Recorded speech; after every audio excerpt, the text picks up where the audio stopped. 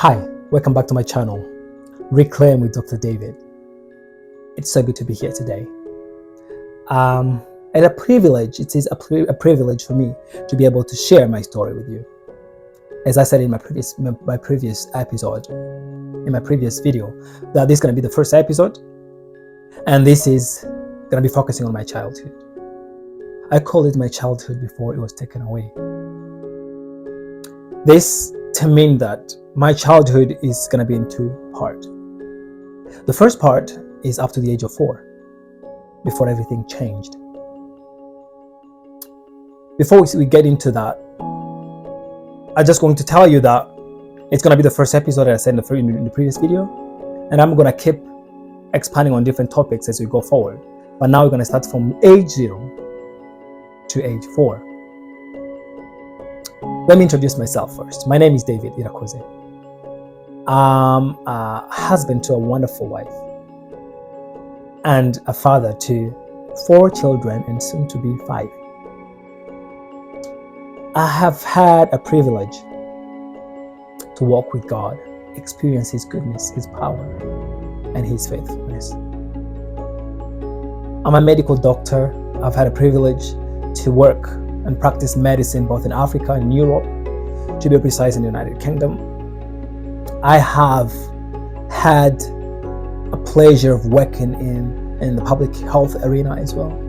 I was involved in different public health projects, and also in the ministry, in my church and other ministries, with a focus in young people and children. I have a passion to encourage, uplift, and empower everyone, especially young people, to remind them that it is possible, to encourage them to allow God to use them at their full potential, to remind them that they have to disregard what they were told that what they were told that they could or could not do. So that's my passion. But I don't want to go into there. Let's get back into the topic. So I was born in a country called Burundi, just over three decades ago. A country that is in Central Eastern Africa, and it's bordered with the Republic, the DRC, so Democratic Republic of Congo, Tanzania, and Rwanda. It's a small country, and it's a country that has known trouble, a country that has known pain and sorrow. But it's also a country that is full of potential, a country of great culture and a great people. Hospitable people, very nice people. I was born in a small village, surrounded by trees and fields, in a small house, but a very nice house. I remember we had red flooring, which was seen as luxury during that time. Red flooring, and it was a nice house. It was my father and my mother and my 2 siblings and I. So it was the 3 of us, or should I say 4 of us. That's on that I'll explain a little bit later. But let's say, so it was the 3 of us, 3 children. And also we lived with my uncle. My uncle lived with us as my father grew up as an orphan, and so he had to look after his siblings. And so when he got married, his youngest brother was still living with him. And so that's how I was born, when my uncle was living with us, with my mom. One of my best memories is when I used to play with my sisters. So my older sister would be a mother, and I would play as my dad, and my youngest sister would be a child. And I remember pretending that I'm going to work, and I would come back and I would give them treats. I would give her treats. So my younger sister would be like our child. So I remember playing with them behind the house, and it was wonderful.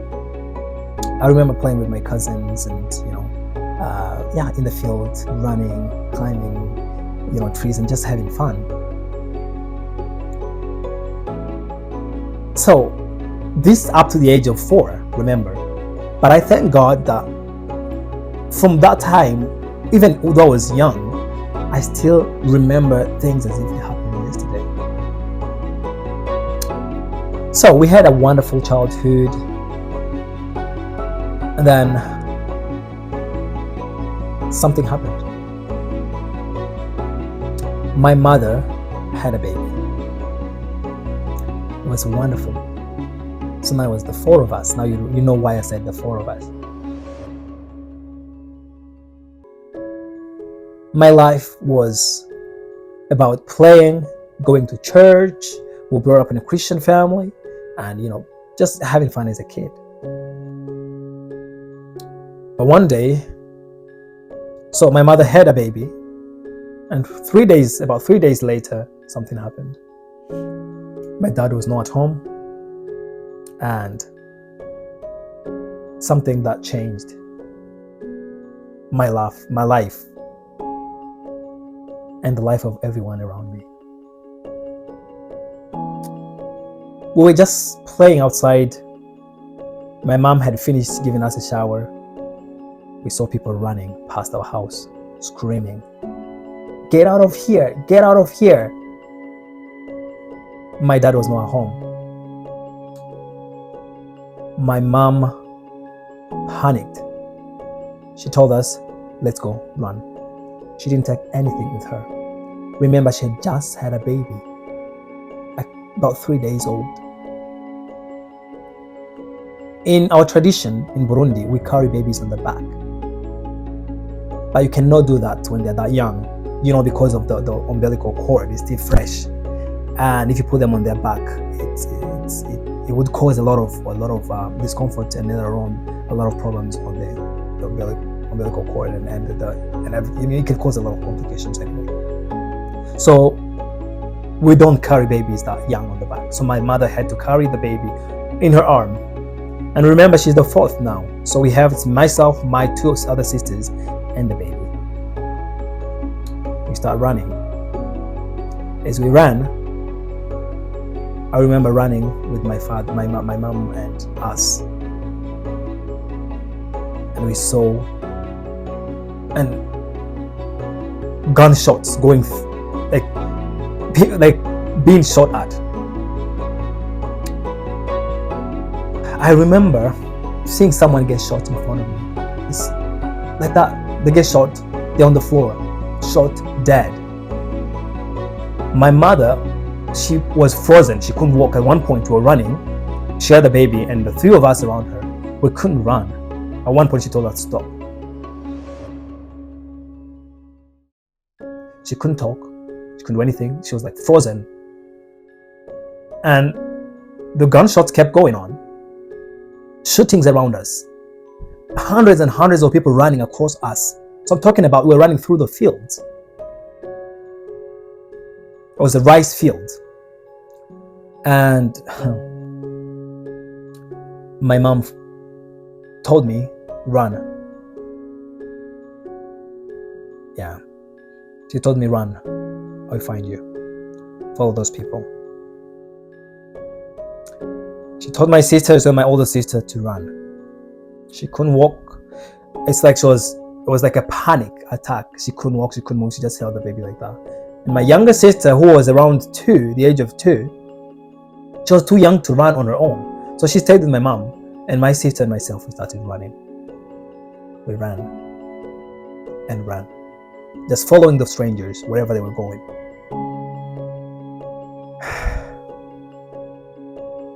That day changed the course of my life. I remember turning back as a 4 years old, looking at my mom. She's frozen. I'm running forward with my sister, who was around age of 6 then. And you're just wondering what's going to happen. But I praise the Lord that He used these tragic events and molded me into a person that I am today.